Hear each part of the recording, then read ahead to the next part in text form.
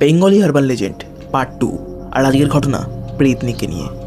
যে ভিকটিম সে আমাকে বলেছে যে ভাই 2016 সালে আমার বিয়ে হয় এবং বিয়ের ঠিক 4 মাস আগেকার ঘটনা। আমার অ্যারেঞ্জ ম্যারেজ করে বিয়ে ঠিক হয় এবং যার সঙ্গে বিয়ে ঠিক হয় সেটি তারই ঘটনা, অর্থাৎ আমার স্ত্রীর সঙ্গে ঘটা ঘটনা। সেপ্টেম্বর মাসের ঠিক মধ্যবর্তী অবস্থায় আমি হঠাৎ করে খবর পাই যে আমার যার সঙ্গে বিয়ে ঠিক হয়েছে সে হঠাৎ করে মানসিক অসুস্থতায় ভুগছে। ব্যাপারটা আমি বিশ্বাস করতে পারি, কারণ তার আগে ওর সাথে আমার অনেক কথা হয়েছিল। কথাবার্তার মধ্যে আমার এক ফোঁটা লাগেনি যে ওর ওরকম কোনো অসুবিধা থাকতে পারে।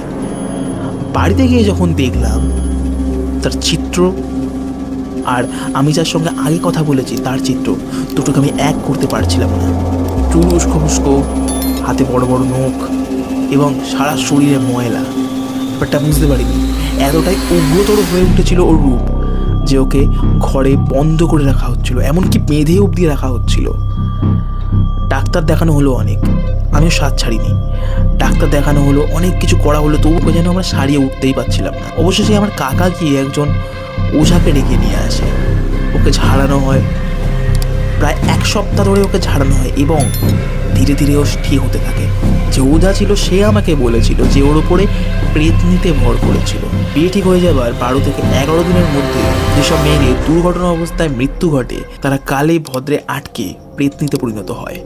এবং এই প্রেতনিরা বেসিক্যালি সবে সবে যাদের বিয়ে ঠিক হয়েছে এরা তাদেরকেই বেশিরভাগ অ্যাটাক করে।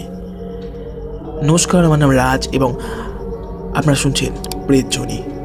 ভিডিওটি ভালো লেগে থাকলে অবশ্যই লাইক, শেয়ার এবং সাবস্ক্রাইব করতে কেউ ভুলবেন না।